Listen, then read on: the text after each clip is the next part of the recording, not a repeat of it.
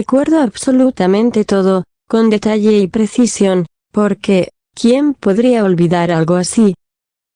Yo tan solo era una niña.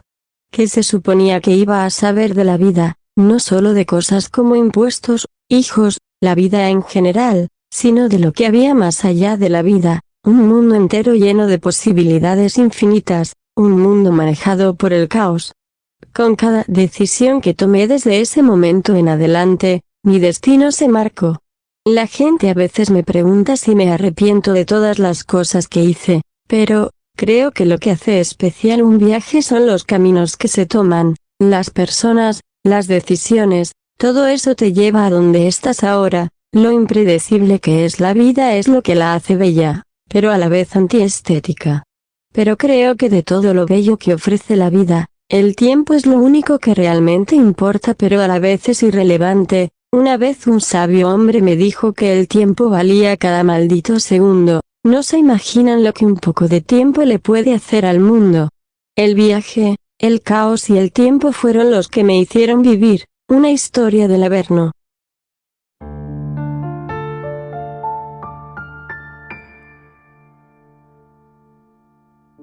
Get it on, make a move extreme. Make a shortcut to your dreams. Float straight to the stars on that flying thing. Getting high, getting snowblind. Game, set, go. Pikachu, Chickerpoon in a world beyond. Get a beat, got a heat on a phony string. Tear your world apart once the magic starts. Do you really want it? Do you really want to taste it? What's going up must come down. Do you really want to taste it? Ground blind to what you'll soon become. The mirror lies, the whole world's wrong, but you dancing with your blinkers on. Throw your dog the invisible bone.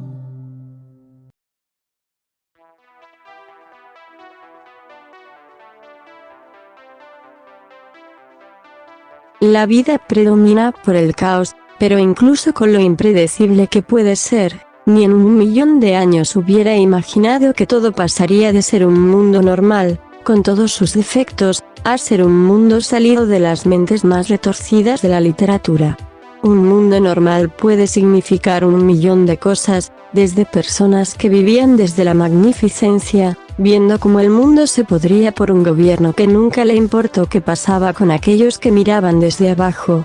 Y por el otro lado, las personas que vivían entre la miseria, viviendo de las migajas que caían desde lo alto. Lo peor es que al decir esto me convierto en una hipócrita, ya que yo vivía entre la abundancia que tenía la antigua sociedad moderna, y aunque yo viviera entre la gente más pudiente de la antigua civilización humana, siempre me hizo falta algo muy importante para todos.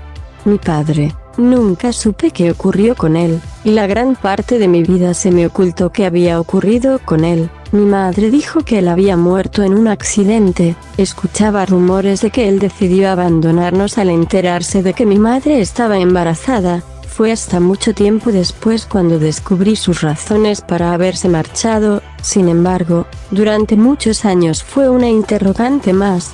Al haber crecido sin un padre, varias personas jugaron el rol de figura paterna en mi vida, entre ellos algunos de los novios de mi madre, pero el que fue el más importante antes del Averno fue el hermano de mi madre, el tío Benjamín, un hombre que por las enormes casualidades del destino nunca pudo tener hijos, de modo que vio en mí y en mi hermana aquellas hijas que él nunca tuvo.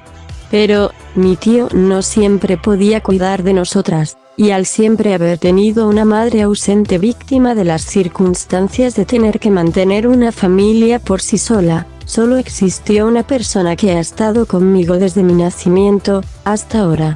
Pamela es una hermana como ninguna otra, No existe ninguna persona en el mundo con la cual decidiera haber pasado este infierno. Tristemente ella no estuvo ahí cuando todo ocurrió, o al menos durante los primeros días, los cuales sigo recordando con un pesar tan grande en mi corazón, un pesar similar al de 1000 yunques de acero.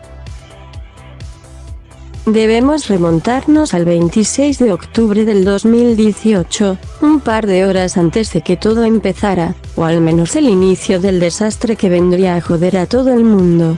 Ese día fue uno muy regular para mí, nada extraordinario, un día más donde la escuela daba exorbitantes trabajos. Si no era un proyecto sobre el sistema de drenajes de la ciudad, era buscar una piedra que había caído del mismísimo espacio. Como dije, tareas para nada exorbitantes. Aunque no todo en la escuela era exorbitante, tenía amigos que eran de lo más normal, no eran nada extraordinarios, eran del tipo de personas que se podían encontrar por un sábado en un parque por la tarde. De entre ellos había unos que destacaron: Sebastián, un chico que constantemente nos platicaba sobre teorías conspiranoicas. Cuando no estaba en la escuela, se encontraba en su laptop en páginas como 4chan y Reddit, páginas de aquellos tiempos. Octavio, alguien que encontraste a Sebastián, era el típico chico que le encantaban los deportes y los videojuegos. Creo que esas eran algunas de sus características más destacadas, eso, y sus claras tendencias clasistas, y oscuras cartas bajo la manga. Y por último, y más importante, Olivia. ¿Qué no puedo decir de Olivia? Era alguien a lo que yo aspiraba a ser, un claro ejemplo de superación, a comparación de todas las amistades que tuve hasta ese punto de mi vida. Ella no venía de familias pudientes, ella fue abandonada en una casa hogar poco después de haber nacido, nunca fue adoptada, yo la conocí cuando teníamos 10 años, ambas fuimos enviadas a un reformatorio por nuestras conductas de rebeldía. Sin embargo, poco después de salir del reformatorio, gracias al dinero logramos conseguirle una beca para que estudiara junto a mí. Recuerdo haberle rogado varios días a mi madre solo para que Olivia saliera del infierno de una casa hogar, o al menos de una escuela perteneciente a la casa hogar. Ni siquiera yo sé por qué quise ayudar a Olivia, tal vez porque tenía la idea de que se sentía no tener la presencia de figuras paternas, o el hecho de que mi inocencia infantil me hizo querer ayudarla, no lo sé, solo sé que pude conseguir a alguien que consideré como una hermana. Ambas crecimos juntas, y poco a poco Olivia fue formando parte de mi familia. Recuerdo que tiempo después intenté convencer a mi madre de adoptar a Olivia, ya que en ocasiones Olivia se quedaba a dormir en mi casa, y en esas noches, notaba que tenía cicatrices en su espalda. Descubrí que ella era lastimada en aquella casa hogar donde vivía. Todo fue en vano, el trámite de adopción era bastante largo. Para cuando el trámite terminase, Olivia ya sería mayor de edad, así que lo mejor que podríamos hacer era esperar a que cumpliera la mayoría de edad y conseguirle un puesto en la vida laboral para independizarse. Sin embargo, ella rechazó la oferta. Ella prefería conseguir el resto de sus estudios y un empleo con el sudor de su frente.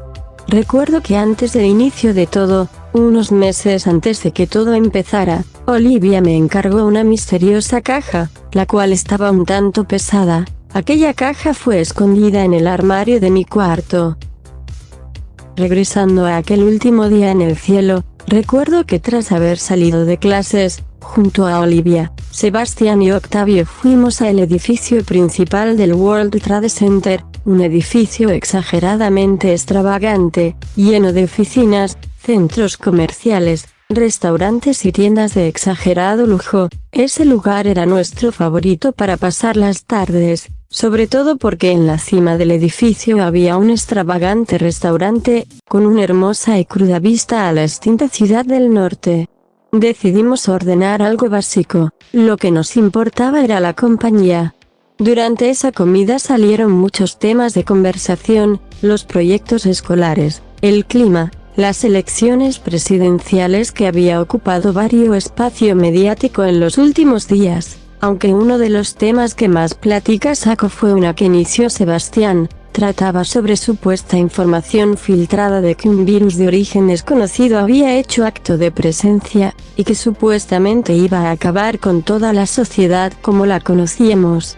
Era común que Sebastián creyera en ese tipo de cosas, era de los que creían que el mundo iba a terminar en el 2012, pero ¿quién hubiera pensado que aquel chico que constantemente nos avisaba que se acercaba el fin del mundo por fin tendría razón? ¿Predecible o impredecible? Ni siquiera yo sabría responder esa pregunta, solo sé que por primera vez en su vida Sebastián tuvo razón, pero para mal. Ese día siguió con bastante normalidad, solo fue una comida más de las muchas que habían, pero de las pocas comidas decentes que tendría en mucho tiempo. Al final del día llegué a casa junto a Olivia, ya que teníamos algunos deberes escolares. Sin embargo, como en todos los días de la antigua vida, no había nadie, absolutamente nadie, solo se encontraba una presencia llamada Soledad. Mi madre se encontraba seguramente en su trabajo, mi hermana de seguro en residencia médica. Para no sentirme tan sola para esa noche le pedí a Olivia quedarse a dormir, de todos modos eran altas horas de la noche, y de ninguna manera la dejaría ir sola a casa. Bueno, si es que la casa hogar en donde ella vivía se le puede llamar una casa. Recuerdo esa noche con tanta nostalgia, fue una noche de películas, algunas bastante divertidas, otras regulares, aunque ninguna pésima, no fue una noche espectacular, sin embargo, desearía que no hubiera sido la última noche. El día siguiente tampoco parecía ser un día excepcional. La mañana había transcurrido con una normalidad que incluso parecía muy rara para ser normal. Era una mañana con un hermoso cielo azul, con el sol saliendo de entre los grandes paisajes que rodeaban la ciudad, paisajes tanto rurales como urbanos. Durante la mañana, salí a desayunar junto a Olivia. Había un restaurante de desayunos cerca de mi casa, por lo que ese lugar era la mejor opción. Total, no había mucha comida en el refrigerador. Al llegar a ese pequeño restaurante ordenamos un desayuno y procedimos a tomar asiento en una mesa cerca de una ventana. El resto de la mañana solo fue una gran plática junto a un gran desayuno, todo parecía ir con total normalidad. Mientras nos encontrábamos desayunando, un hombre de mediana edad empezó a sufrir de una especie de convulsión, y tras pasar unos cuantos segundos el hombre cayó al piso, la convulsión tal cual parecía someterlo en una gran agonía. Tras lo acontecido, un pequeño grupo de buenos samaritanos se acercaron al hombre que ya se encontraba en el piso. Supuse que ambos eran doctores, o tenían conocimiento médico, ya que de inmediato empezaron a ayudar al hombre, o para mínimo evitar que el hombre se lastimara con los espasmos. Mientras aquellos posibles doctores ayudaban al señor que se encontraba en el suelo, una de las meseras tomó su teléfono y contactó a las autoridades correspondientes para poder ayudar al necesitado. Por mi estúpida curiosidad decidí quedarme a observar para ver cuál sería la resolución de ese dramático caso. Aunque no fui la única, Olivia y otras personas más igual decidieron quedarse, supongo que fue por morbo y curiosidad. Tras pasar unos minutos el hombre dejó de moverse, tal parecía que había dejado este mundo terrenal.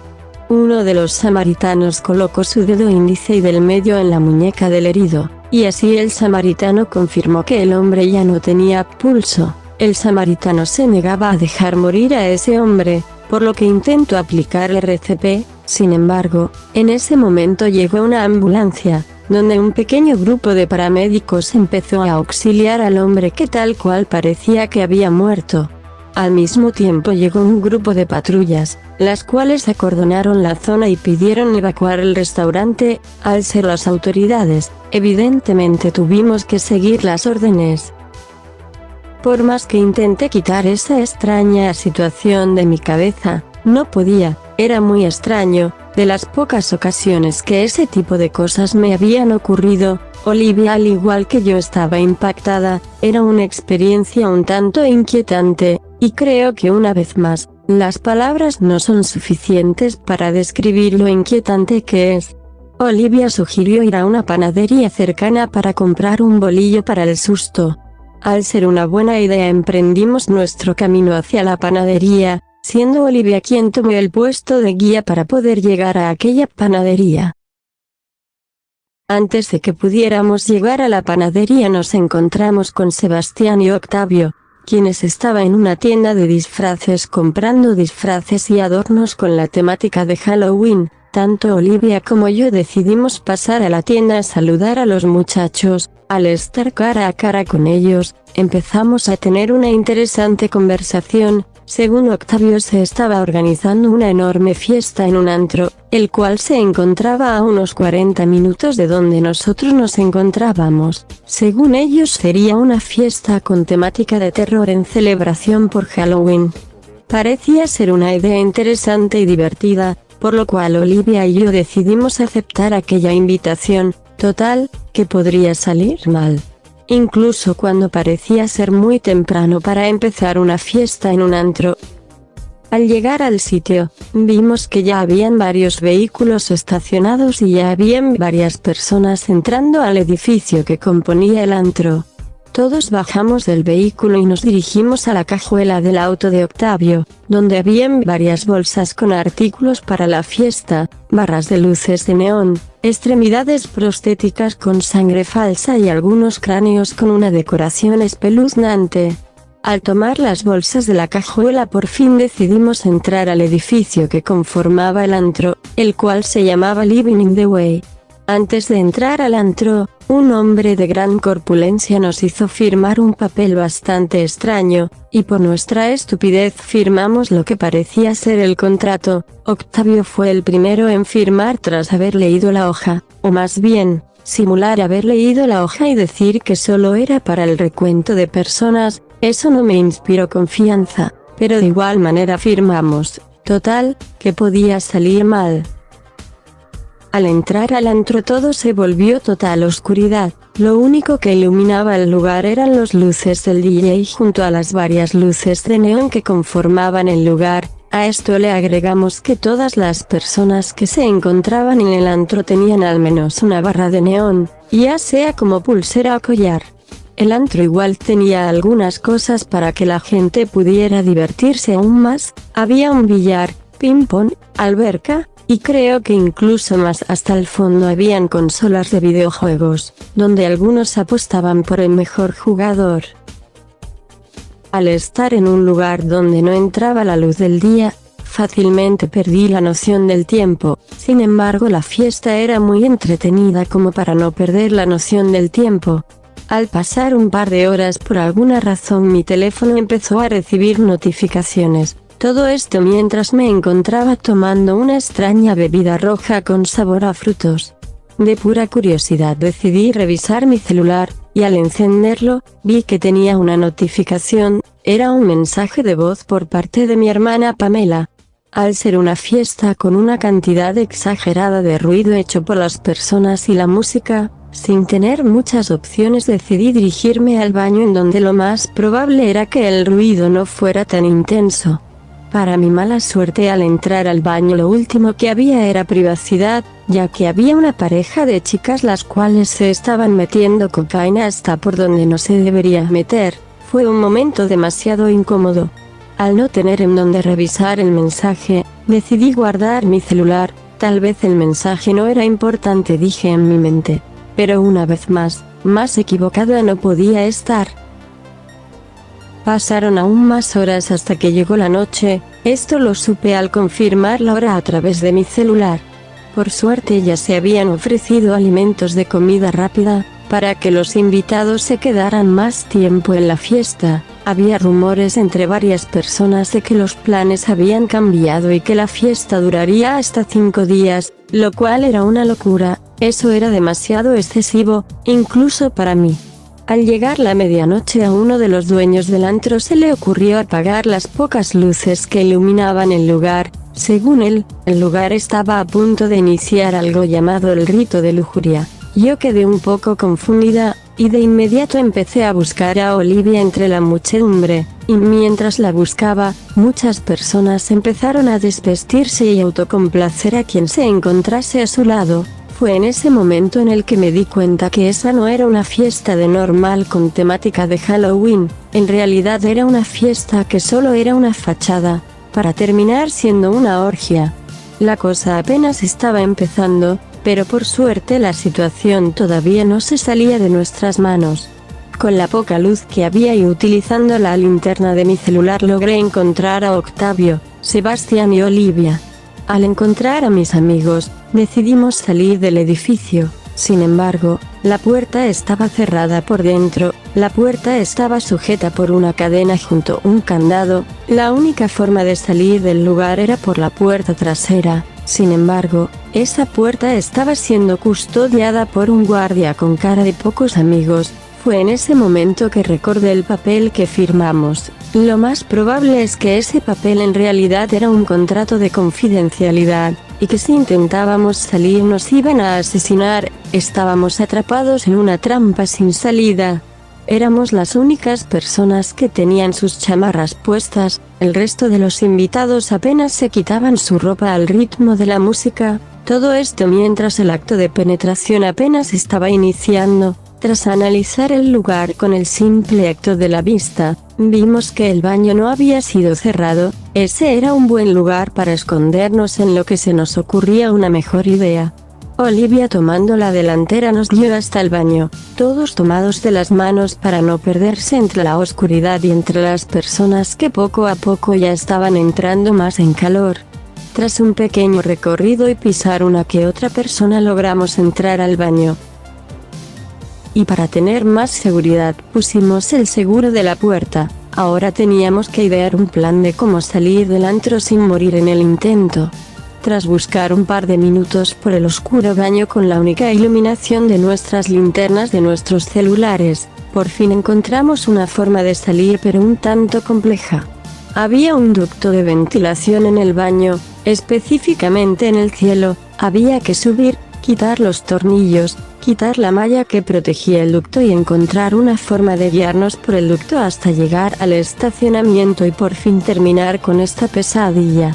El cielo no estaba tan alejado del piso, por lo que solo se tenía que subir al lavamanos y poder quitar los tornillos. Sin embargo, quedaba una incógnita: ¿cómo íbamos a quitar los tornillos? Octavio cargaba una mochila. Él aseguraba que cargaba una navaja que podía servir como destornillador. Al buscar y buscar, en un acto de desesperación y frustración, Octavio vació toda su mochila y al ver el contenido de su mochila todos nos sorprendimos, todos a excepción de Octavio. Tras vaciar la mochila, lo que ahora se encontraba en el piso eran varios fajos de billetes y varios pequeños paquetes de cocaína, junto a una pistola y la pequeña navaja de la que tanto nos había hablado. Octavio sin pena confesó que él era el distribuidor de la zona, confesó que lo hacía por el dinero y por el respeto, pero más que respeto, yo creo que lo que le tenían, era miedo. En el baño inició una pequeña discusión en voz baja entre nosotros y Octavio. Llegamos a la conclusión que él había sido enviado a ese antro para poder vender sus porquerías.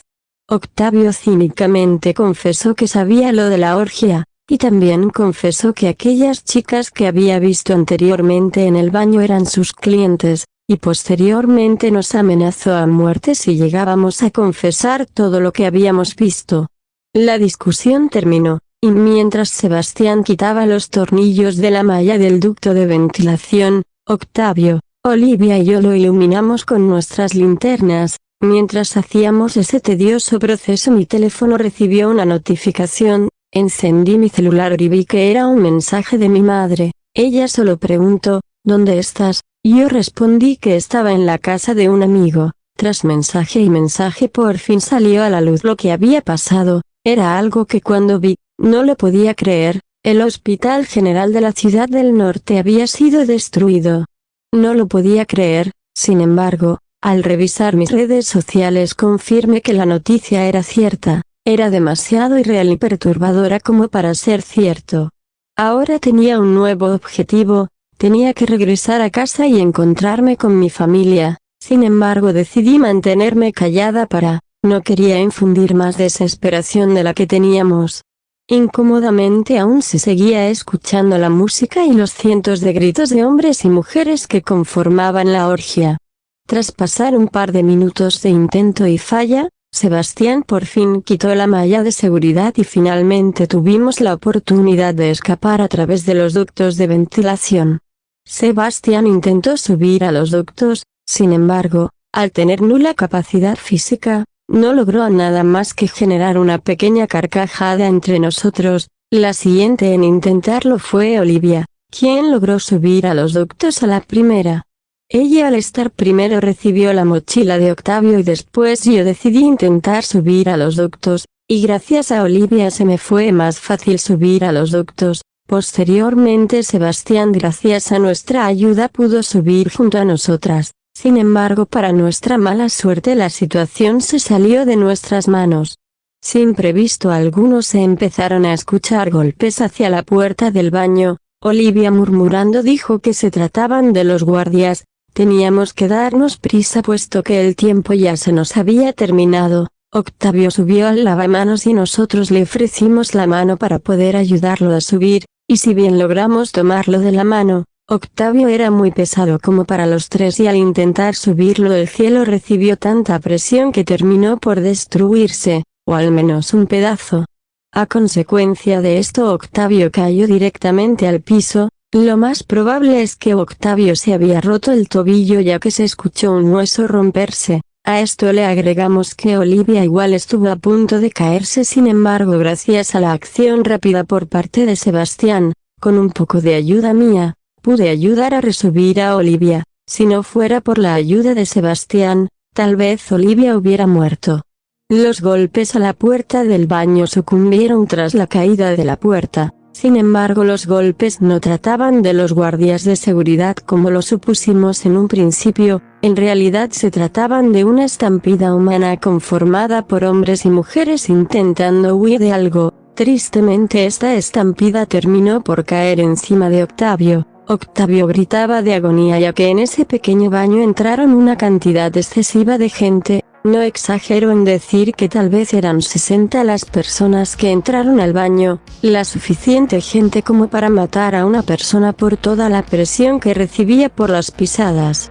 Yo empecé a llorar junto a Sebastián. Octavio fue un gran amigo mío, o al menos los primeros años que lo conocí era un buen amigo. Sin embargo, su muerte me dio un gran golpe en el alma. Además, él era el mejor amigo de Sebastián, y estoy seguro que al igual que yo siento la pérdida de Octavio, muy al contrario de nosotros, Olivia solo mostró impacto, pero nada más que eso. No sé qué era lo que pasaba por su cabeza como para no tener una reacción más humana.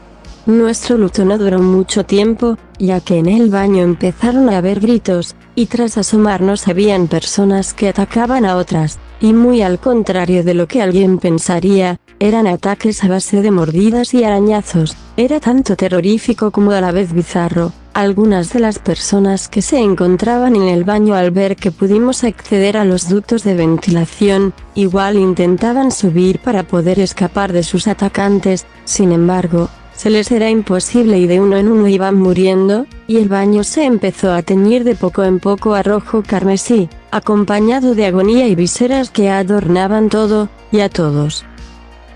No podíamos seguir con eso, así que por fin decidimos salir de ese maldito lugar. Tras mucha prueba y falla, logramos salir del edificio, no sin antes cruzar casi 20 minutos de laberintos conformados por los ductos de ventilación. Al salir del edificio terminamos en el techo. Sin embargo, haciendo una observación y ligera investigación encontramos unas escaleras para bajar al estacionamiento. El ambiente era bastante inquietante, había mucho polvo en el aire y unos cuantos edificios estaban bajo llamas, unas cuantas ambulancias y patrullas estaban en el camino. Nosotros por fin bajamos del edificio, pero, para mala fortuna nuestra, en el estacionamiento estaban esas personas que parecían salir del infierno, las cuales estaban atacando a otras personas. Y al igual que la vez anterior era terrorífico y bizarro, ya que todos estaban desnudos, deducí que ellos habían estado en el antro. Lenta y cuidadosamente nos acercamos al auto de Octavio. Sebastián sacó las llaves del auto, las cuales se encontraban dentro de la mochila que pertenecía a Octavio. Con algo de tranquilidad logramos entrar al auto de Octavio. Sebastián tomó el asiento de conductor, mientras yo y Olivia tomamos los asientos traseros. La ciudad no parecía estar tan tranquila, aunque habían muchas personas en la calle empezando a vandalizar los edificios cercanos. Era una situación bastante rara. Originalmente Sebastián nos quería llevar con sus padres, sin embargo algunas de las calles principales estaban bloqueadas. Olivia ni loca quería regresar a su orfanato. Nuestra opción era regresar a mi casa y ese sería nuestro destino. La ciudad era una jungla. La jungla urbana solo nos demostró qué tan caótico las cosas se podían poner cuando se le agrega un poco de tiempo y caos. Tras un largo y caótico viaje por fin llegamos a la colonia en donde vivía. Muchos de mis vecinos se encontraban preparando equipaje para lo que parecía ser un gran viaje que tenían planeados. Eran casi las 2 de la madrugada cuando llegamos a mi antiguo hogar. Al llegar a mi hogar noté que habían 3 camionetas Suburban. Esa situación no generaba confianza en mí, sin embargo, tenía que saber cuál era la situación en mi hogar. Me acerqué de poco en poco, y conforme me acercaba, escuchaba que de mi casa emanaba voces. Eran bastantes voces como para reconocer de quiénes eran esas voces. De poco en poco me asomé por una ventana para ver a través de esta. Mi madre, mi tío Benjamín, junto a varios hombres trajeados que estaban armados hasta los dientes. Mi madre se encontraba con su celular en la mano, y por lo que parecía, intentaba comunicarse con alguien. En ningún momento vi a mi hermana Pamela o mi prima Yenna. Supuse que tal vez estaban en el segundo piso. Al percatarse que todo era seguro, decidí entrar a la casa junto a Olivia y Sebastián. Al principio los hombres trajeados nos apuntaron con sus armas y nos pidieron dar la vuelta y salir de la propiedad. Sin embargo, mi tío Benjamín detuvo a sus hombres. Mi tío mostró un sentimiento de alegría y alivio a través de su rostro. Mi madre percató nuestra presencia y de inmediato vino corriendo hacia mí y me recibió con un abrazo. Mi madre empezó a revisar mis brazos y rostro, creyendo que estaba herida. Sin embargo le expliqué que estaba bien, lo cual la calmó. Decidí preguntarle a mi madre en dónde estaba mi hermana y mi prima. Mi madre dijo que se comunicó con mi hermana unas horas atrás. Ella se encontraba refugiada en una casa, a casi 2 horas de donde nos encontrábamos, en un condado llamado Derry. Por pura curiosidad, Olivia le preguntó a mi madre y tío si sabían qué era lo que estaba ocurriendo, ya que habíamos visto cosas fuera de lo común. Mi madre preguntó a qué se refería. Olivia, un poco sonrojada pero segura, le contó a mi madre sobre lo que vivimos en el antro, pero sobre todo, la masacre que ocurrió y la muerte de Octavio. Mi tío entró a la conversación, y con una voz imponente nos dijo que teníamos que parar nuestra conversación. Él solo dijo que sus contactos más cercanos le confirmaban que fuera lo que estuviera pasando, no era de este mundo, y que tampoco acabaría pronto. Era muy prematuro como para saber qué era, pero por ahora teníamos que salir de la ciudad. Mi tío tenía un rancho a unas cuantas horas de la ciudad. Ese sería nuestro refugio en lo que la situación mejorase, si es que mejoraba. Mi madre nos mandó a dormir, ya que sería un día nuevo y el inicio de nuestra nueva travesía. Mientras Sebastián durmió en el cuarto de huéspedes, yo dormí en mi habitación junto a Olivia. Sin embargo, en vez de dormir, estuvimos platicando hasta el amanecer. Platicamos sobre lo que ocurrió en el antro, y lo que creíamos que estaba pasando. Estábamos tan fuera de contexto que algunas cosas parecían no tener lógica. O un hospital explotaba, caníbales y vandalismo. Todo eso en menos de 12 horas, era bastante ilógico porque era imposible que todo eso ocurriera en cuestión de horas, hasta que te das cuenta que el tiempo es tan complejo que tal vez solo bastaba un poco de tiempo con un poco de casualidad para que todo saliera mal, y cuando una cosa sale mal, a veces se crea un efecto dominó que hace que de una cosa pequeña y relevante pase a un evento desafortunado que crea un catástrofe. Solo pude dormir unas 6 horas, Si es que a eso se le puede considerar dormir. Solo cerré los ojos con el cuerpo paralizado. Lo último que mi cuerpo sintió el resto de la noche fue descansar. Solo sentí frustración y estrés. Quedé toda la noche pensando sobre lo que había ocurrido en el antro, y la voz de Octavio, su voz daba vuelta en mi cabeza, y sus últimos gritos de agonía. Ese tipo de mierda se queda incrustada en tu cabeza por un largo tiempo, aún sigue doliendo. Desperté al mediodía, un día como el resto de los demás de ese mes, muy soleado pero a la vez con el frío del infierno, solo que tenía la peculiaridad de que sirenas y helicópteros se escuchaban rondando el área. Eso era totalmente fuera de lo común. Me percaté que Olivia ya no estaba en mi habitación, por lo que decidí buscarla por la casa. No tardé en encontrarla. Ella estaba en la sala junto a Sebastián y mi madre. Estaban viendo las noticias, y al parecer todo lo que estaba ocurriendo en el estado no solo pasaba aquí. Los disturbios ocurrieron a nivel mundial, aunque los disturbios, según el gobierno, aún estaban bajo sus manos y en una situación controlable. Sí, claro, una vez más mintiendo, pero, dentro de mi ser, genuinamente quería que todo regresara a la normalidad. Tristemente no llegué a ver toda la transmisión ya que el fraccionamiento en donde vivíamos entró bajo el código 164, el cual indicaba sometía a todas las residencias a entrar en modo ahorro de energía. Esto significaba que la luz solo funcionaría y estaría disponible ciertas horas, todo esto para ahorrar agua, gas propano y combustible que mantenían la luz de las casas del fraccionamiento.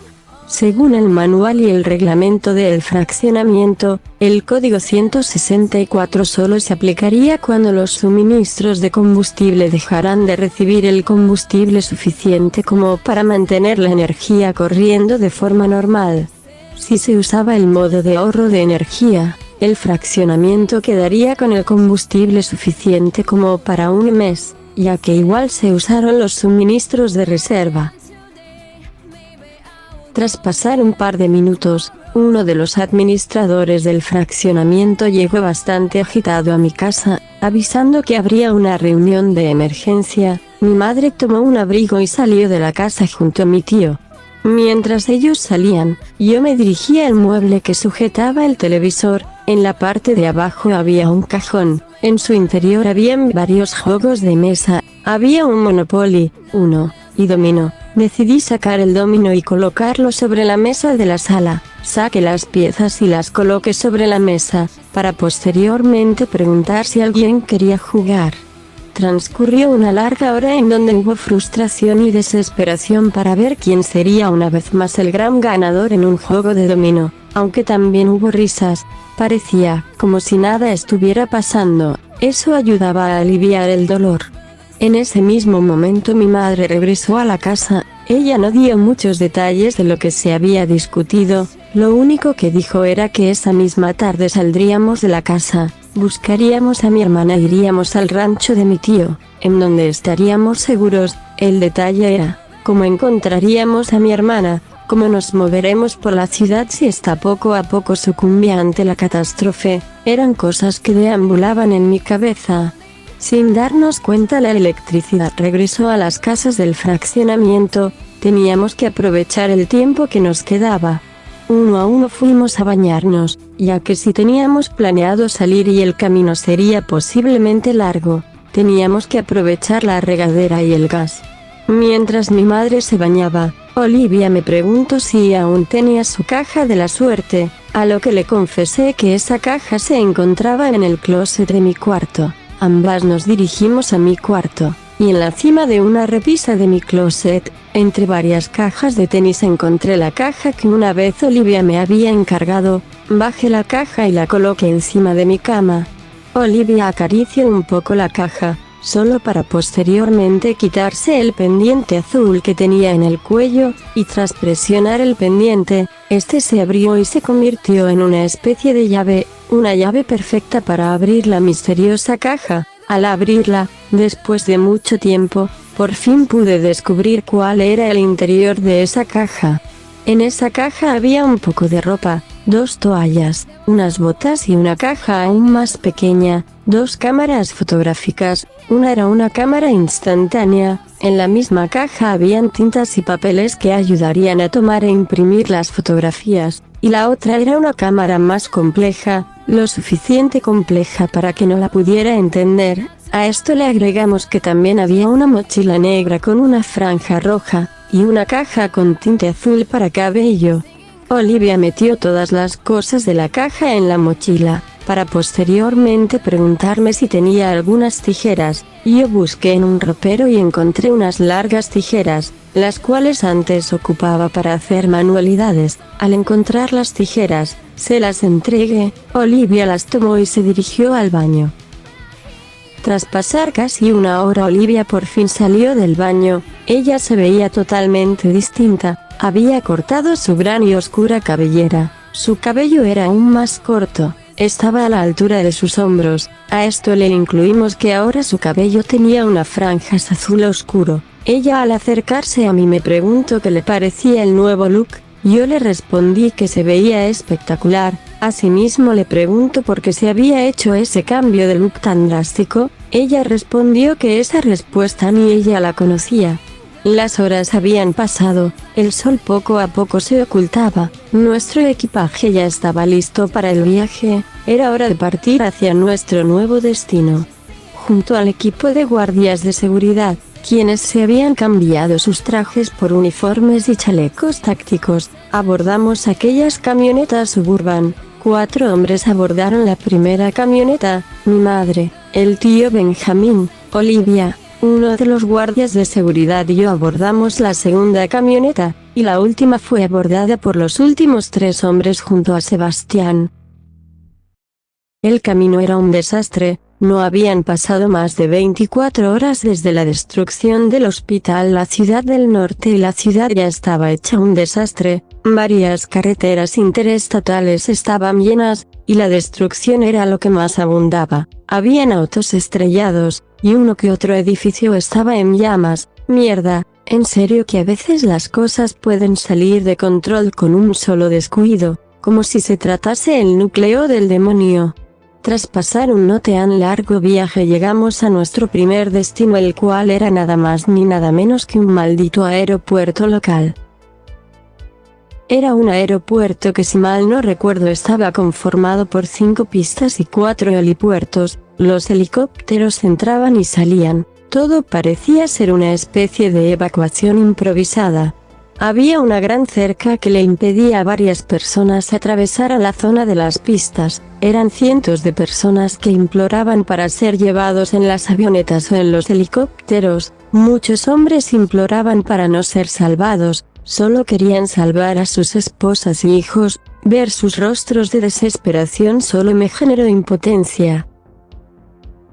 Era casi imposible cruzar, la muchedumbre rodeaba la zona de abordaje, por lo que uno de los guardias de seguridad llamado Thomas, el cual se encontraba delante de nosotros, tomó su rifle de asalto y empezó a disparar al aire. Esto dispersó la muchedumbre, lo cual hizo el paso aún más fácil.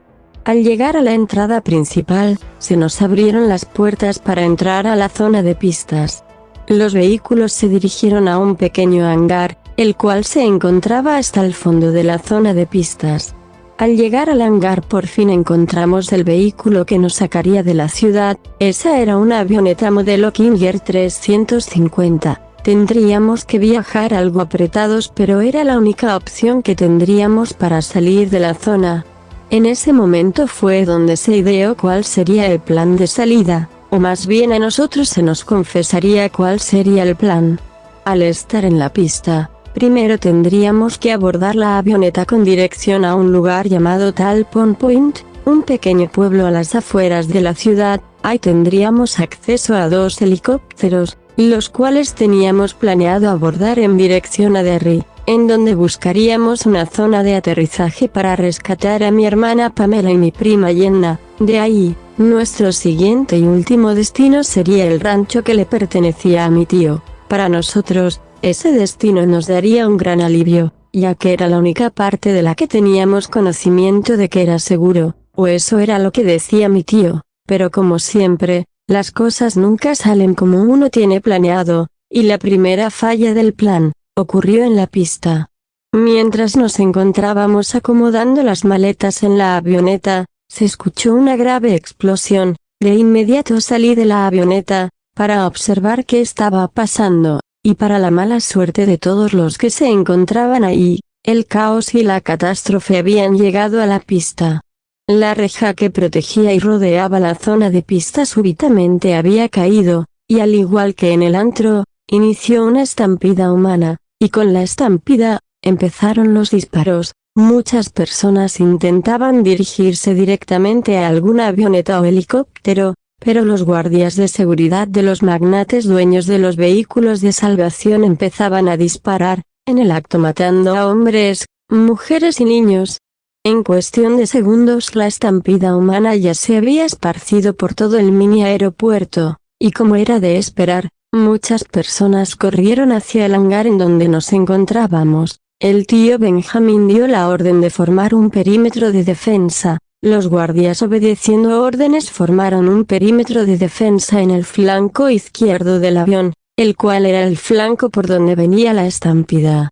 Los guardias empezaron a disparar indiscriminadamente a cualquiera que estuviera a un mínimo de 70 metros de ellos.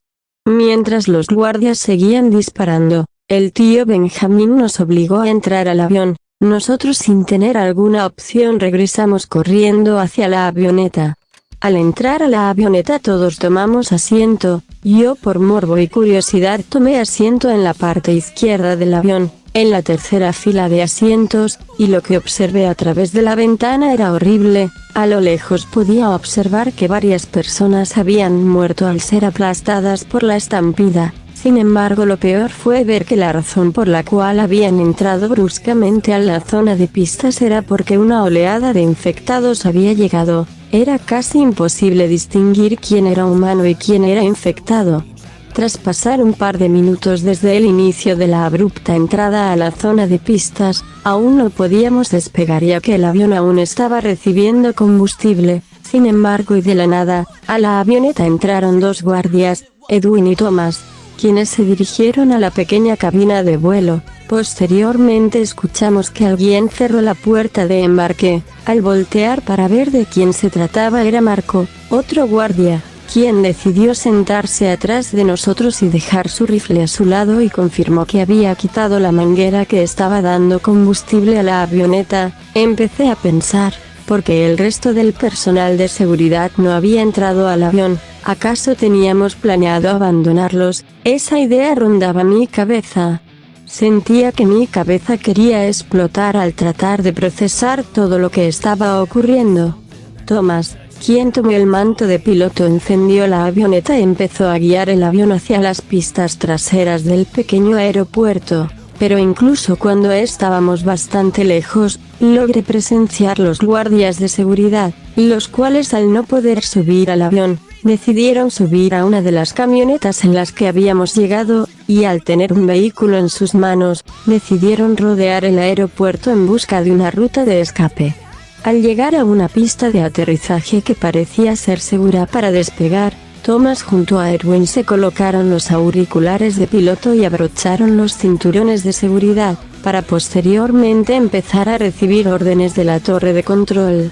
Mientras todo esto ocurría, a lo lejos aún se podía ver la carnicería que estaba ocurriendo en el pequeño aeropuerto. Un helicóptero había estrellado contra el asfalto, un avión había tenido un despegue mal ejecutado, que terminó en su destrucción. Aunque no solo habían pérdidas materiales, también había una cantidad exagerada de pérdidas humanas. Un niño había sido partido a la mitad por dos niños aún más pequeños, quienes no dudaban en alimentarse de sus entrañas. Una mujer embarazada la cual estaba infectada y con el vientre totalmente despedazado. ¿Por qué? Porque parecía que su futuro bebé con sus pequeñas manos había despedazado el vientre de adentro hacia afuera. La mujer parecía un canguro y el bebé parecía el octavo pasajero. Ese tipo de cosas nunca se van de tu mente, permanentemente se quedan en tu subconsciente. Para nuestra fortuna llamada suerte, la torre de control dio las órdenes para despegar, y con las maniobras y habilidades de piloto pertenecientes a Thomas, El avión despegó, y poco a poco tomó altura hasta que por fin estábamos en el cielo, y con una vista panorámica que parecía el infierno, logramos escapar del pequeño aeropuerto.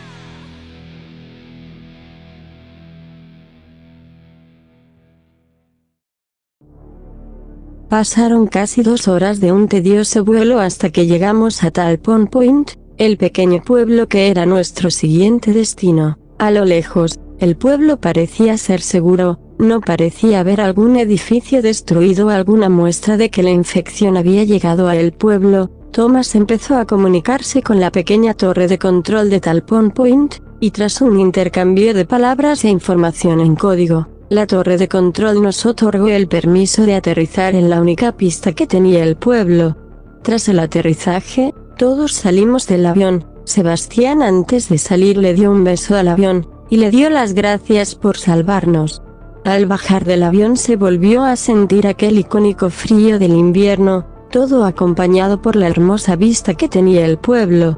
Tras nuestra salida del avión, un misterioso hombre con traje y barba nos dio la bienvenida al pueblo. Posteriormente estrechó la mano con el tío Benjamín. El misterioso hombre preguntó si tenían el botín, a lo que Erwin le dio una de las misteriosas maletas que habíamos traído con nosotros. Un hombre que parecía ser el guardia de seguridad de aquel misterioso hombre recibió la maleta. Posteriormente el hombre abrió la maleta para confirmar su contenido. La maleta estaba llena de fajos de billetes. El misterioso hombre dio una ligera risa de alegría al tomar los billetes y olerlos. El hombre reveló su nombre, el cual era Robert. Robert estrechó la mano una vez más con el tío Benjamín. El tío Benjamín preguntó por la parte del trato de Robert, a lo que Robert nos pidió seguirlo. Tras rodear una parte del pequeño aeropuerto de Talpon Point, llegamos a una zona con 3 helipuertos. Ahí se encontraban 2 helicópteros. Por el tamaño color deduje que se trataban de helicópteros de uso militar. Robert se despidió del tío Benjamín con un abrazo y anunciando, «Buena suerte amigo mío». Al acercarnos a los helicópteros nos topamos con un equipo de 9 hombres con atuendos militar color oscuro. Al principio pensé que se trataba de militares, sin embargo más equivocado no podía estar. Thomas le entregó la maleta restante a quien parecía ser el líder de ese pequeño equipo, quien la recibió con una sonrisa en su rostro tras comprobar que la maleta, al igual que la anterior, estaba llena de billetes. Fue en ese momento que llegué a la conclusión de que no eran militares, o guardias de seguridad, eran mercenarios. El líder de los mercenarios estrechó la mano con el tío Benjamín, para posteriormente llamar a uno de sus hombres, el cual se presentó como Arturo. Arturo se presentó ante nosotros, informando que él sería el piloto del helicóptero en el cual nosotros íbamos a abordar.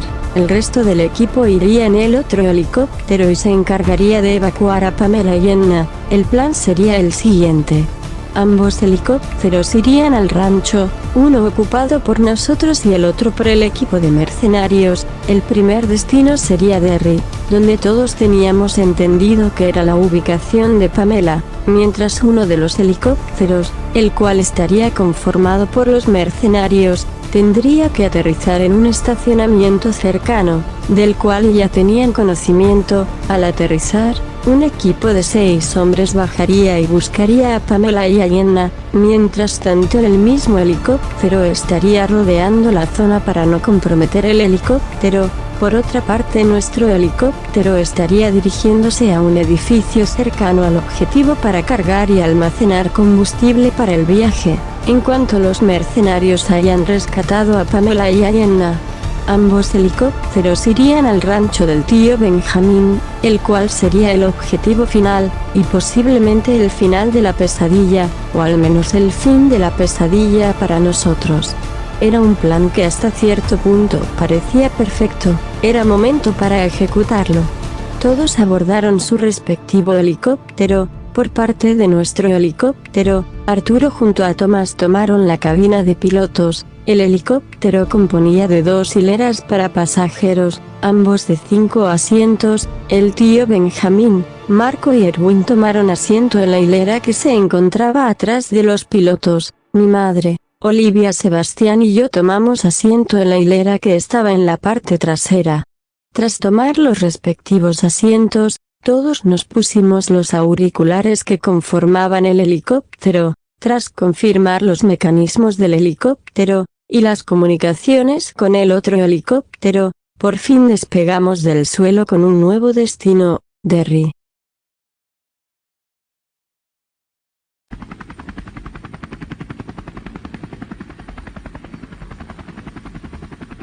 Tiempo estimado para llegar a Derry. 28 minutos, señor. Señor, mira a través de las ventanas de la izquierda. ¿Qué mierda está ocurriendo allá abajo? Parece ser la evacuación. ¿Evacuación? No parece haber mucha presencia militar. En efecto, el ejército está dando prioridad a las grandes y medianas ciudades, más que nada porque en esas ciudades viven personas con harta lana. Obviamente es una forma de comprar un boleto para salir de este maldito desastre. ¿Y qué pasará con el resto de personas, los ciudadanos promedios? Lo que siempre pasa, les darán ilusiones de esperanza, pero al final los van a dejar a su suerte. Carajo, no parece nada justo. Cuando hemos vivido en un mundo justo, tristemente se las van a tener que arreglar entre ellos. ¿Y se sabe algo del presidente? ¿Algún plan para evacuación inmediata a mayor expansión? El presidente, de seguro está tomando martinis bajo el sol en alguna isla remota junto a todo su gabinete. No me sorprendería saber que el ejército está actuando de manera autónoma. ¿Qué se podría esperar de los putos políticos? ¿Y los civiles hacia dónde son evacuados? Ni idea, de seguro a una enorme ciudad que en cuestión de días será rafagueada por napalm. ¿Por qué el gobierno habrá abandonado todo de forma tan repentina? No han pasado más de 3 días desde que todo inició. Sea lo que sea, esta enfermedad es incontrolable. Señor, una pregunta. Te escucho. Había leído de que ya se tenía conocimiento de esta enfermedad. ¿Qué tan cierto es eso? Totalmente cierto, se detectó el paciente cero hace más de un año, sin embargo solo parecía ser una gripe. De hecho el único síntoma que tenía era la fiebre, pero era una fiebre hasta cierto punto controlable, solo te tomabas un poco de Tylenol y quedabas como nuevo. Fue hasta hace una semana donde aparecieron todos los síntomas que hace que esta enfermedad sea tan letal. ¿Y por qué no se dio aviso? Hace un año no lo hicieron público porque decidieron usar el terremoto del 2017 como cortina de humo. Ya ves cómo se hizo famoso el caso de la niña que según estaba entre escombros. Y cuando se supo que todo estaba empeorando, algunos científicos decidieron hacerlo público. ¿Y qué pasó? Lo que siempre pasa, los mandaron a dormir. ¿Y ustedes de dónde sacaron esta información? Cuando se tiene dinero, siempre se pueden conseguir ciertos favores. Hay que agradecerle al señor Benjamin que nos dejó venir con él. Es mejor estar aquí arriba que en las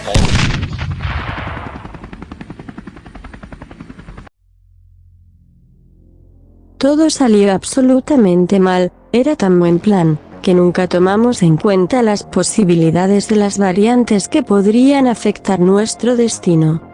De nuestra ubicación actual hasta Derry era un viaje de 45 minutos, sin embargo, tras 20 minutos de vuelo fuimos atacados. El helicóptero de los mercenarios recibió el impacto de un proyectil, el cual golpeó directamente en la cabina principal del helicóptero, y tras pasar unos cuantos segundos, el helicóptero se partió a la mitad y prendió en un fuego infernal, que rápidamente descendió hasta las calles que se encontraban debajo de nosotros.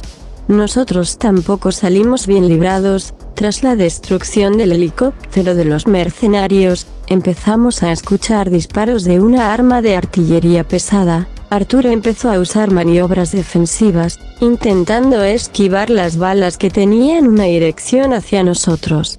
Sin embargo, tras unos cuantos segundos de maniobras defensivas, las balas atravesaron el rotor trasero del helicóptero. Arturo empezó a desviar el helicóptero hacia el suelo al percatarse que habíamos recibido impactos de bala en la parte trasera. El tío Benjamín empezó a gritarle a Arturo y a Tomás, empezó a preguntar qué demonios estaban haciendo, por qué estaban descendiendo. Arturo respondió que tenían que hacer un aterrizaje forzoso mientras podían, ya que si el rotor explotaba, sería nuestro fin.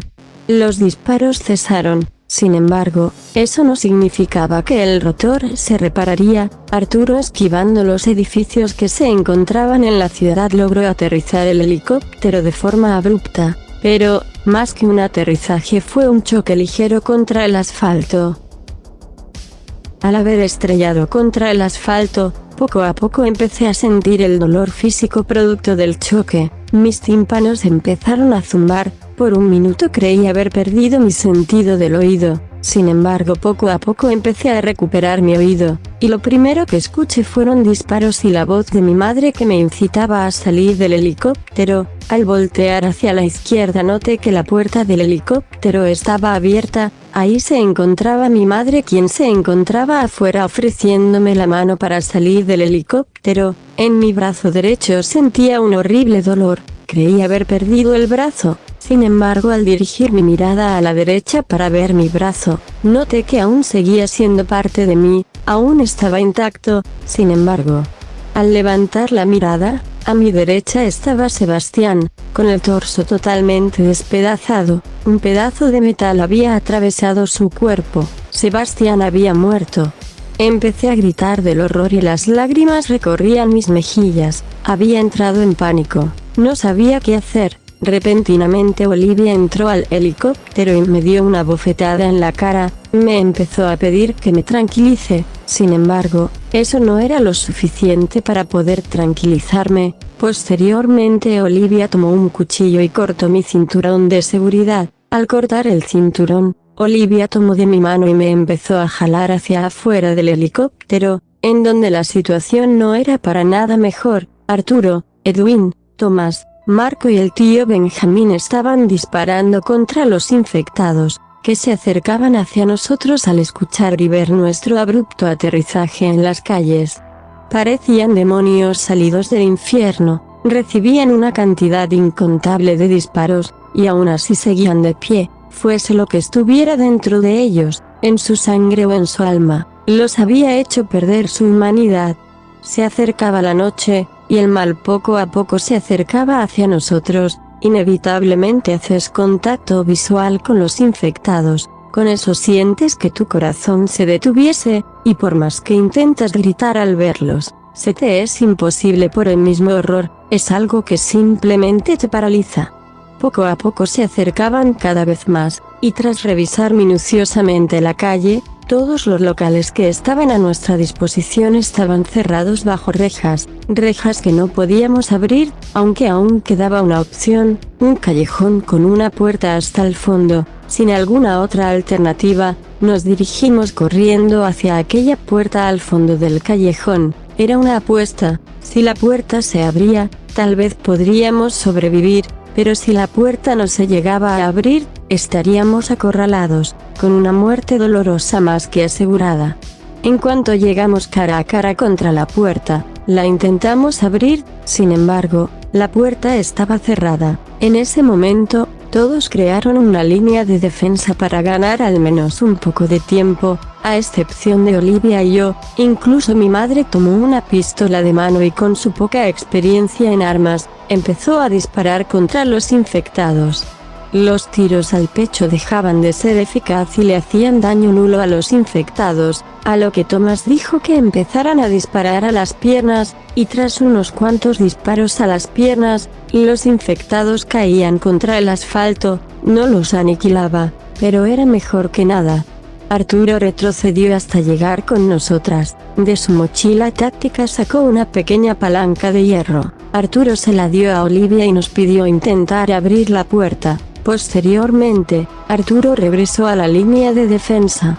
Olivia colocó la palanca en una posición para forzar la chapa de la puerta. Empezó a tirar hacia ella, intentando abrir la puerta, pero su esfuerzo fue en vano. En ese momento empecé a escuchar gritos de dolor y agonía junto a un incremento del sonido de los gritos de los infectados. Seguidamente escuché a Tomás y Marco gritar el nombre, Edwin, Intuí en ese momento que Erwin había muerto.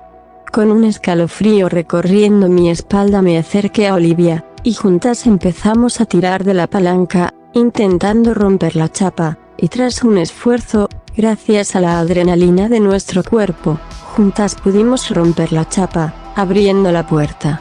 En cuanto abrimos las puertas notamos que estábamos ante otro pasillo, pero a comparación del pasillo anterior, este tenía una escalera hasta el fondo. Inmediatamente, junto a Olivia empezamos a gritarle a los adultos ya que por fin la puerta estaba abierta. Arturo corrió hacia nosotros y gritó que teníamos que correr, él daría cobertura. El resto de los adultos rompieron formación y fueron corriendo hacia adentro del edificio para subir por aquellas escaleras. Olivia, tomando la delantera, fue la primera en subir por las escaleras, yo fui segunda, y mi madre tercero. La escalera no era tan alta, por lo que solo podían estar 3 personas en la escalera a la vez. Una vez más se formó una línea de defensa, pero esta vez en el pasillo adentro del edificio. Olivia, al subir hasta arriba de las escaleras, notó que había una escotilla de lámina. Sería fácil de levantar, pero difícil de abrir puesto que esa tenía un seguro bastante frágil.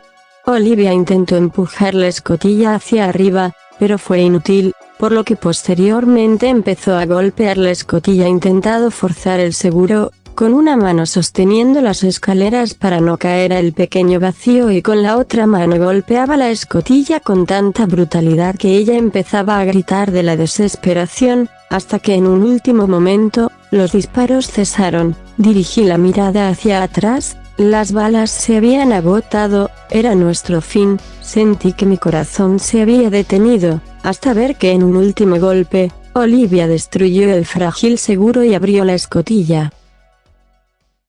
Los gritos de agonía y dolor empezaron a hacer presencia. Esta vez, decidí no voltear hacia atrás. Olivia, al ser la primera en la escalera, fue la primera en salir a través de la escotilla, y al subir, me ofreció la mano y me ayudó a subir a través de la escotilla. Posteriormente ayudamos a mi madre a subir y por último, a Tomás.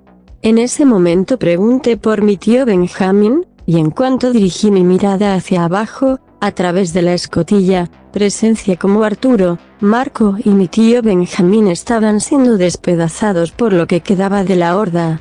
Sus cuerpos estaban en un estado imperceptible, los infectados se empujaban entre ellos para alcanzar aunque sea un pedazo de cuerpo. Yo no lo podía creer, aquel hombre que había sido como un padre para mí, había muerto. Para evitar seguir viendo esa horrible masacre, Olivia cerró la escotilla. Empecé a llorar junto a mi madre, era un llanto tan indescriptible que incluso constantemente me ahogaba con mi propia respiración. Olivia se acercó, y me abrazó para intentar desahogarme, ella igual soltó unas cuantas lágrimas, sin embargo, no lloró tanto como nosotras. Nuestros llantos fueron interrumpidos por Tomás, quien nos pedía disculpas por haber dejado morir al tío Benjamín. Podría decir que incluso pedía misericordia, aun cuando nosotras no lo habíamos amenazado.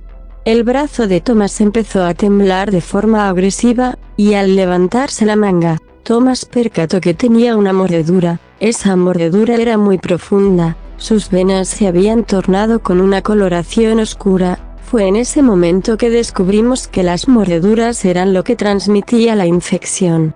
Tomás, al ver que casi todas sus venas estaban oscuras, desenfundó su pistola de mano, insertó el cañón por su boca, y tiró del gatillo, formando un gran agujero por detrás de su cabeza, y terminando con su vida. Ahora estábamos solas. Llegó el anochecer, el frío era cada vez más intenso, al estar en un techo era imposible cubrirse de la brisa, salvo por una parte del techo que estaba sobresaliendo, por lo que decidimos ocultarnos detrás de esa parte del techo, y aunque aún se podía sentir el frío, este ya no era tan intenso. Durante la noche, con los pocos recursos médicos que tenía a mi disposición, curé las heridas que Olivia tenía en sus nudillos. Al haber golpeado con tanta agresividad la escotilla un par de horas atrás, sus nudillos estaban sangrando y un poco hinchados. Mi madre no tenía alguna herida notable, así que no me tuve que ocupar de ella. Por mi parte, solo tenía un moretón en mi brazo derecho, no tenía algún analgésico para el dolor, así que dejaría que el tiempo sanara mi herida. Al parecer los conocimientos básicos de enfermería que me había enseñado Pamela, habían cobrado fruto. En cuanto a suministros, tampoco teníamos muchas cosas con nosotras, solo teníamos nuestras mochilas con ropa y cosas personales. A nuestro favor teníamos la mochila de Thomas, en la cual había un poco de cosas que serían de gran ayuda, había vendaje estéril, un poco de alcohol, una pequeña botella de whisky, una cajetilla de cigarrillos, un par de galletas de chocolate, una botella de agua, un encendedor, una foto de Thomas, con quien parecía ser su novia, una bonita chica de pelo castaño y ojos marrones, y por último, una pequeña hacha, esto sin incluir la pistola de mano que Thomas tenía, la cual aún se encontraba en su mano, pistola que según mi madre, solo tenía 5 balas. A esto le agregamos el cuchillo de Olivia y la palanca de hierro. Esas cosas serían fundamentales para nuestro futuro. Mi madre tomó la cajetilla de cigarros, tomó uno de la cajetilla, y procedió a fumar. No tenía la menor idea de que mi madre supiera fumar, no creí que ella hiciera eso, pero descubrí que ella lo hacía por el estrés. Perdone, señora González, por ahora no tenemos un helicóptero disponible para usted o para sus hijas. ¿Cuánto quieren? Disculpe. Sí, ¿cuánto quieren? ¿Quieren dinero? ¿Cuál es su precio? Disculpe, esto no se trata de dinero, además, no creo que llegue a los estándares monetarios para contratar nuestros servicios. ¿Cuánto quieren? En este momento le puedo transferir 5 millones a la cuenta que usted quiera. Como le dije, señora González, esto no se trata de dinero, le estamos dando prioridad a nuestros servidores públicos. En cuanto tengamos a nuestra disposición algún helicóptero o transporte, nos pondremos en contacto con usted. Espere. Adiós. Mierda. Malas noticias, ¿verdad? Sí, Olivia, ahora estamos por nuestra cuenta.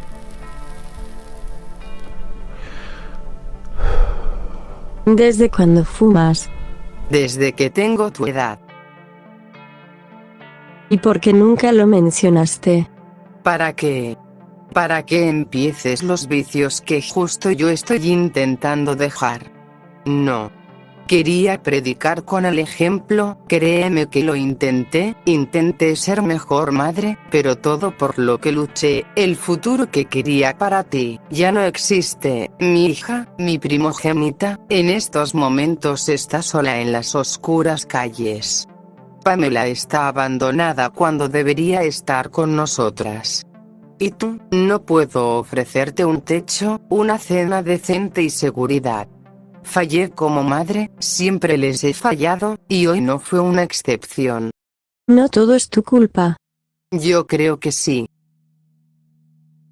Lo que tengan que discutir, háganlo entre ustedes. No quisiera tomar partidario en esto.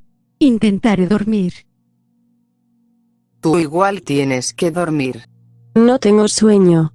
No me importa, quiero que tomes una chamarra de mi puta mochila, lo uses como cobija y que cierres los malditos ojos. No quiero verte despierta, ve a dormir. ¿Qué le pasa? Mi idea, tú la conoces más que yo, es tu madre. Creo que solo está decepcionada. Hoy ha sido un día muy difícil, pasaron muchas cosas en muy poco tiempo, no debe ser sencillo para ella. No es sencillo para nadie. Lamento mucho lo de Sebastián, y lo de Benjamin, sé cuánto lo querías. Él también era tu Sí, familia. pero nunca lo conocí lo suficiente, nos hizo falta un poco más de tiempo para conocernos mejor. ¿Y tu hermana, has sabido algo de ella? No, hablé con ella el viernes, no nos vemos muy seguido. Desde que salió con Javier ha cambiado bastante, ya no es la misma de antes. Me recuerda a alguien. ¿En serio? ¿A quién? A ti, cuando salías con Octavio en la secundaria. Te comprendo, solo intentas olvidar el hecho de que Octavio también era un idiota. Acaba de morir hace un par de días, y estás hablando mal de él. El estar muerto no quita el hecho de que fuera un pendejo. ¿Recuerdas a Samuel? El chico que siempre usaba lentes de sol y tenía el tatuaje de una banda en muñeca. Sí, más o menos lo recuerdo. ¿Qué tiene que ver él con Octavio? ¿Recuerdas qué le pasó a Samuel? ¿Tú quién crees que lo hizo? No pudo ser Octavio, él había salido del país días antes de que desapareciera. Bueno, eso no lo libra de cargos. Sebastián lo confirmó, o al menos lo insinuó, según fue por lo del negocio de las drogas, sea cierto o no, Octavio era un pendejo, durante muchos años, si no era un drogadicto, era un abusador, y de vez en cuando, extorsionador, pero como siempre, dinero mata demanda. ¿Cómo es que pasamos de hablar sobre lo que ocurrió hace unos días, a hablar de lo que ocurrió hace mucho tiempo?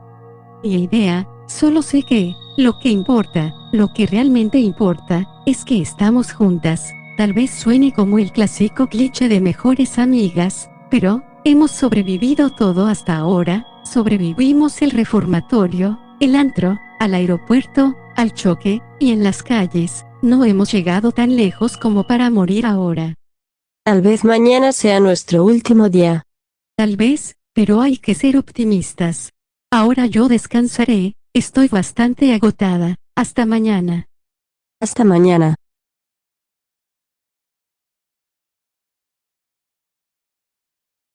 Escuché que estabas hablando con Olivia.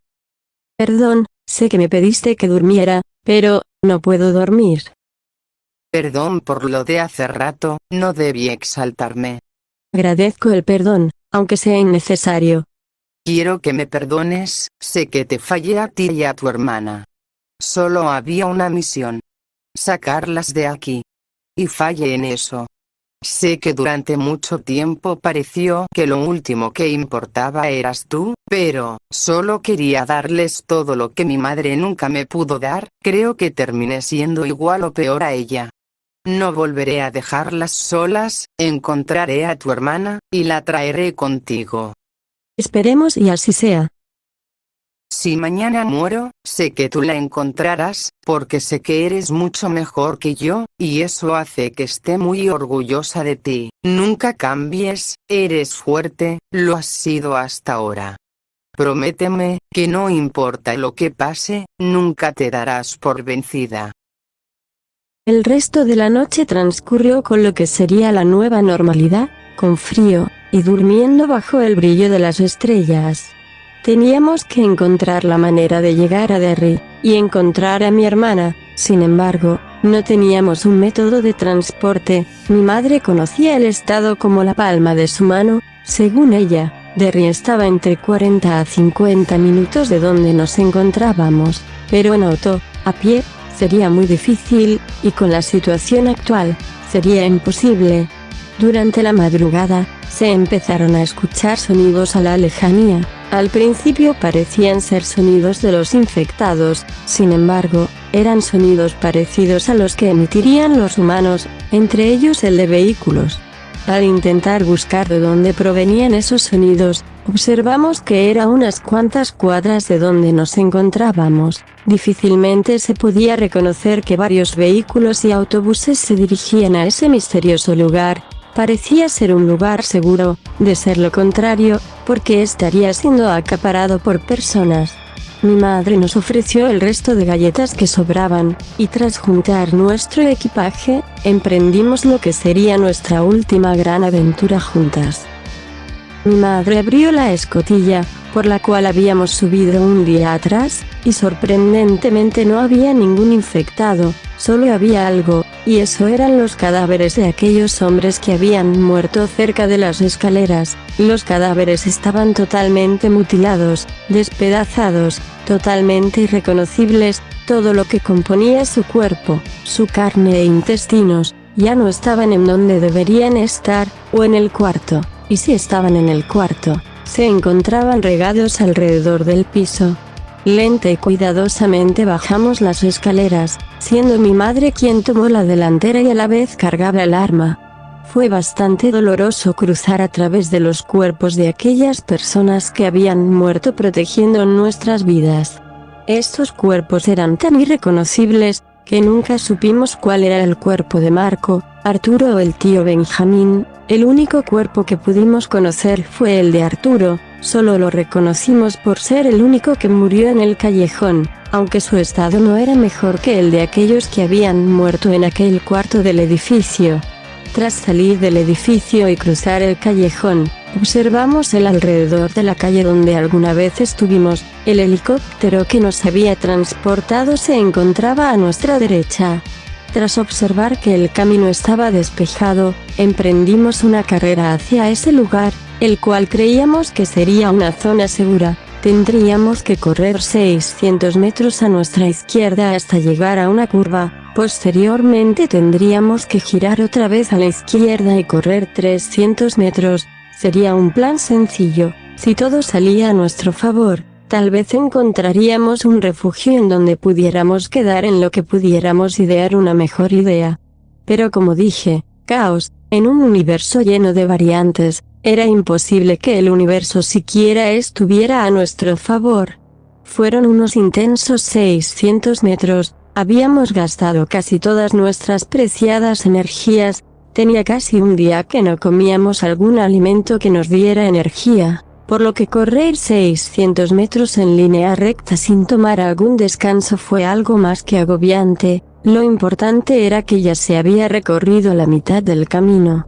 Decidimos tomar un pequeño descanso tras llegar a la intersección en donde volveríamos a girar a la izquierda. Con la espalda contra la pared, nosotras literalmente estábamos en la curvatura del edificio que teníamos en nuestras espaldas, todo esto para no ser vista fácil ante los posibles infectados.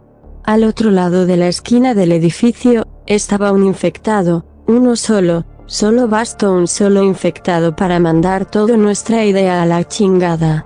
Ese hijo de su putísima madre era silencioso, lo suficiente para no escucharlo y percatar su presencia, y sin darnos cuenta él nos emboscó, y nos atacó, y en cuestión de segundos, y contra todo pronóstico, una cosa llevó a la otra. Ese hijo de perra terminó mordiendo a mi madre un poco abajo de su muñeca. Mi madre dio un grito de dolor y agonía, tras haber recibido aquella mordedura, y yo en un arranque de ira, tomé la palanca de hierro que había caído al suelo, y con una ira que nunca antes había sentido, empecé a golpear a aquel infectado en la cabeza. Lo golpeé con una agresividad, que incluso perdí el control de mí misma. Los golpeé una y otra vez hasta despedazar su cabeza, aunque al final, eso no me dio un sentido de satisfacción, no después de ver cómo todo lo que componía su cabeza estaba hecha pedazo, totalmente dispersados en el asfalto, solo me hizo sentir más dolor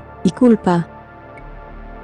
Mi madre se encontraba sentada en el asfalto, utilizando su otra mano para cubrir su herida. Al notar esto, corrí directamente hacia ella, intentando ayudar de alguna u otra manera. Sin embargo, las tres sabíamos que lo inevitable estaba a punto de ocurrir.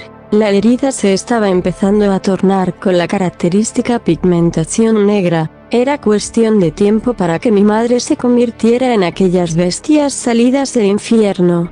Ella poco a poco perdía su aliento, no por la infección, sino por la tristeza. Ella sabía que eso impediría que se reuniera con aquella hija que había estado buscando durante los últimos días. Sin embargo, no tenía por qué ser así, aún había una opción de salida, y esa era aquella pequeña hacha que teníamos guardada. Decidí quitarme la chamarra que tenía encima y desenfundar el cuchillo que mi madre tenía en su cinturón, y con ella misma hice un agujero en la parte que conectaba el hombro con las mangas largas de mi camisa. Al hacer un agujero en cada una de ellas, desgarré ambas mangas para posteriormente usar una de ellas para hacer un torniquete en la parte superior del brazo de mi madre. Utilizando la otra manga y la palanca de hierro, complementé el torniquete, para que este quedase lo más comprimido posible. Utilizando el poco alcohol que teníamos, intenté limpiar la herida lo más rápido posible. Al haber limpiado la herida, tomé la botella de whisky, y utilizando su contenido lo derramé alrededor de toda la cabeza del hacha. y utilizando el encendedor encendí el alcohol, el cual se disipó casi al instante. Todo este proceso lo hice para intentar desinfectar el hacha lo máximo posible. En ese momento, ambas sabían cuál era mi idea. Si las mordeduras eran la fuente de propagación, tal vez cortando la extremidad sería una forma de evitar la propagación a través del cuerpo, aunque aún era muy prematuro para sacar ese tipo de conclusiones. Olivia se ofreció a tomar la decisión por mí. Sin embargo, si había alguien que tenía que tomar esa acción, en ese momento, en ese lugar, esa sería yo. Antes de iniciar el corte, me quité mi cinturón de cuero y tras hacer un doblez con el cinturón, introduje una parte del cinturón entre la boca de mi madre, esto para no lastimar sus dientes al sentir el dolor del profundo corte que estaba a punto de hacer. Con el tiempo cada vez más corto, procedí a hacer el corte. Poniendo el brazo que sería amputado contra el asfalto, y elevando el hacha lo más alto posible, giré el hacha con toda la fuerza y la máxima velocidad posible en contra de la zona baja de la flexión del brazo, y con el primer corte, mi madre dio un grito de dolor y agonía con intensidad, una intensidad que se podría decir que penetró mi alma. En ese momento pensé en detenerme, solo la estaba haciendo sufrir. Sin embargo, en cuanto vi que la mordedura estaba empezando a empigmentar las venas con su característico color negro, tomé el suficiente coraje para continuar lo que había empezado, arrancando el hacha que estaba enterrada en el brazo, elevé el hacha y la volví a enterrar en el brazo una vez más, y haciendo ese proceso casi 7 veces. Por fin pude cortar el brazo y con algo de suerte, detendría la infección. De la herida del brazo, empezó a correr sangre que se derramaba alrededor del asfalto. Tras quitarse su chamarra, Olivia la utilizó para cubrir el inmenso corte que mi madre tenía en el brazo. Tras cortar el brazo, no había tiempo para descansar, teníamos que llegar lo más rápido posible a esa zona supuestamente segura. Cargando a mi madre con el único brazo que ella tenía, y Olivia cargando su mochila y la de mi madre, empezamos a correr en línea recta. Sin embargo, poco a poco, mi madre iba perdiendo cada vez más sangre, y a consecuencia de eso, ella igual iba perdiendo la fuerza conforme seguíamos corriendo. Tras haber corrido por casi 6 minutos, por fin llegamos a la dichosa zona segura. Era poco más de una cuadra de la ciudad que estaba siendo rodeada por un gran amurallado de cercas y placas de lámina. Sin embargo, el lugar parecía estar abandonado. Por un momento creí que todas esas cosas que observamos y escuchamos solo eran parte de una imaginación colectiva. Significaba que todo había sido en vano. No lo podía aceptar, no quería aceptarlo. En un arranque de ira y desesperación me acerqué a lo que parecía ser la compuerta de entrada y empecé a gritar por auxilio. Al no recibir respuesta alguna, empecé a golpear la lámina con la palma de mi mano, y con cada golpe más intenso y rápido, empecé a sentir el dolor en mi mano. Intercambiando de mano, empecé a golpear la puerta. Creía que golpear la puerta haría que alguien podría escucharnos y con ello seríamos auxiliadas. Con una combinación de gritos, insultos y golpes hacia la entrada, pedía con desesperación un poco de ayuda. Sin embargo, nadie abrió la puerta. No pensaba rendirme, y seguía golpeando la puerta, aun cuando sentía que mis nudillos se despedazaban poco a poco, hasta que Olivia se acercó a mí, y me abrazó arrastrándome hacia mi madre, intentando evitar que dejara de golpear la puerta. Sin embargo, yo aún quería pedir ayuda, una ayuda que tal vez nunca estuvo ahí. Olivia, al tener más fuerza física que yo, logró arrastrarse hacia mi madre, quien se encontraba a un par de pasos alejada de mí. Ella estaba totalmente pálida, sus ojos estaban con una mirada perdida hacia el cielo. La tomé de su única mano, y empecé a pedirle a mi madre que no cerrase sus hermosos ojos. Todo había acabado, no había razón de seguir luchando, había perdido todo lo que me importaba, y también había perdido aquello que tampoco me importaba. Perdí amigos, aquel que fue mi figura paterna, todo lo material que tenía, y ahora perdería a mi madre. Lo único que creí que tenía era Olivia. Lo peor es que tampoco tenía conocimientos y mi hermana aún seguía con vida. Ya no había nada que hacer. Sentí impotencia, no creía que todo fuera mi culpa. Sin embargo, sentí que todo pudo haber sido diferente si tan solo hubiéramos tomado otras decisiones. Nuestra situación hubiera sido totalmente diferente, con un mundo lleno de posibilidades. La posibilidad de que todos hubiésemos ganado era tan nula, que era básicamente imposible. Lo más triste de la vida es que las cosas nunca salen como se tiene planeado. Siempre hay algo en la curva que te ataca por sorpresa. En cuestión de minutos, poco a poco, infectados iban saliendo de entre los edificios, y al no tener otra opción, o alguna esperanza de vida, lo mejor que podíamos hacer era pelear hasta el final. Tomando un cuchillo, y Olivia tomando el hacha, nos pusimos de pie para poder pelear lo que podría ser nuestra última pelea. Pero, en un mundo lleno de posibilidades y variantes, la variante que nosotros vivíamos, no era en la cual nosotras perdiéramos la vida en esa solitaria calle. Al estar esperando a que los infectados se acercaran lo suficiente para poder empezar la defensa, aquella cerca de aluminio que se encontraba atrás de nosotras, esa misma cerca que había golpeado anteriormente y que tenía marcas de golpes con sangre, por fin abrió, y de ella salió un grupo de militares con máscaras de riesgo biológico, y tras formar un perímetro, iniciaron un contraataque en contra de aquellos infectados que se acercaban cada vez más. Mientras nosotras éramos llevadas hacia adentro de una carpa blanca resguardada por más uniformados, mi madre era llevada hacia otro edificio, intentando forcejear en contra de los uniformados que nos estaban escoltando. Logré escapar de ellos, solo para correr hacia mi madre una última vez, y con la poca energía que ella tenía, expresó el nombre de mi hermana mientras ambas éramos separadas, y por más que intenté forcejear para que ambas no fuéramos separadas, la fuerza militar lo consiguió, nos separó, y esa sería la última vez que vería a mi madre, y nuestra bienvenida a la zona segura perteneciente a la ciudad de Delaware. Y así terminó todo. Un viaje de 3 días hizo que mi vida cambiara para siempre. El caos, o lo impredecible, hizo que nuestros planes cambiaran en último momento, lo cual con la muerte de muchas personas, no solo mis conocidos, sino de todo el mundo en general, y el tiempo mostró que este nunca es suficiente, nunca habrá tiempo de sobra, y que con un poco de tiempo, y caos, puedes crear una catástrofe. Solo basta un segundo para que el mundo cambie para siempre. Ese fue mi viaje, mi historia en el Averno, una historia vivida, entre los días.